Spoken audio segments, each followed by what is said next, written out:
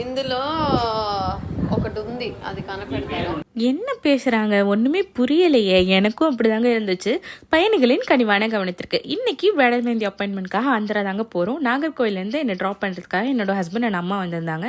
அங்கேருந்து ஸ்ட்ரைட்டாக பெங்களூர் போயிட்டு அதுக்கப்புறம் அக்கா கூட தான் நான் ஆந்திரா போயிருந்தேன். நாங்கள் அங்கே போய் ரீச் ஆகிறதுக்கே 4:30 ஆகிடுச்சு. நாங்கள் போகிறப்பவே வந்து நிறைய ரிச்சுவல்ஸ் நடந்துட்டு தான் இருந்துச்சு. எல்லாமே பார்க்குறதுக்கு ரொம்ப டிஃப்ரெண்ட்டாக இருந்துச்சு. ஸோ பார்த்துட்டே இருந்தோம்.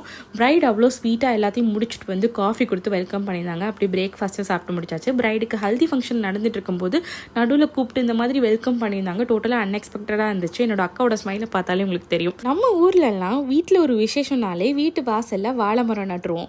ஆனால் இங்கே பார்த்தீங்களா கல்ச்சர் டோட்டலாக டிஃப்ரெண்ட்டாக இருந்துச்சு. பார்க்குறதுக்கும் அவ்வளோ அழகாக இருந்துச்சு. அப்படி ஈவினிங் ஸ்நாக்ஸ் எல்லாம் முடிச்சுட்டு மெஹந்தி ஃபங்க்ஷனும் ஸ்டார்ட் பண்ணிட்டாங்க. ஸோ பிரைடோட ரெக்குவயர்மெண்ட்ஸ் எப்படி இருந்துச்சுன்னா, எனக்கு நீட்டாக இருக்கணும், அதே சமயத்தில் ட்ரெடிஷ்னல் லுக்கும் வேணும்னு சொல்லியிருந்தாங்க. பீகாக்ஸ் அண்ட் எலிஃபென்ட்ஸ் எவ்வளோ நிறைய போட முடியுமோ அவ்வளோ நிறைய போடுங்கன்னு சொல்லியிருந்தாங்க. ஸோ அதுக்கேற்ற மாதிரி நான் சில டிசைன்ஸ் அவங்களுக்கு காமிச்சிருந்தேன். அதுலேருந்து அவங்க சூஸ் பண்ணி சொல்லியிருந்தாங்க. ஸோ ஸ்டார்டிங் வந்து 2 பீகாக் சேர்ந்து இருக்கிற மாதிரி போட்டிருந்தோம். அதுக்கப்புறமா ஒரு சைடில் கலசம் அண்ட் இன்னொரு சைடில் நாட் போடுற மாதிரியும், அண்ட் தென் குட்டியாக ஒரு லோட்டஸ் வச்சு கிரிட்ஸ் போட்டிருந்தோம். பிரைட் வந்து க்ரூமோட நேமை எங்கேயாச்சும் ஹைட் பண்ணுற மாதிரி கேட்டிருந்தாங்க. அண்ட் ஸ்பாட்லேயே க்ரூம் அதை கண்டும் பிடிச்சிட்டாங்க. அந்த வீடியோவை ஃபர்தராக நான் அப்லோட் பண்ணுறேன்.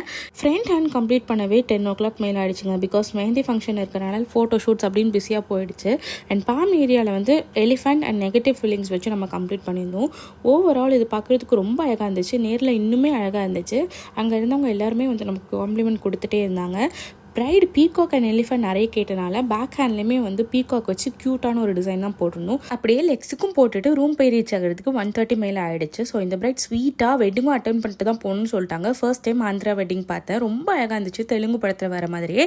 அதோட வீடியோஸும் நான் உங்களுக்கு அப்லோட் பண்ணுறேன். Stay tuned.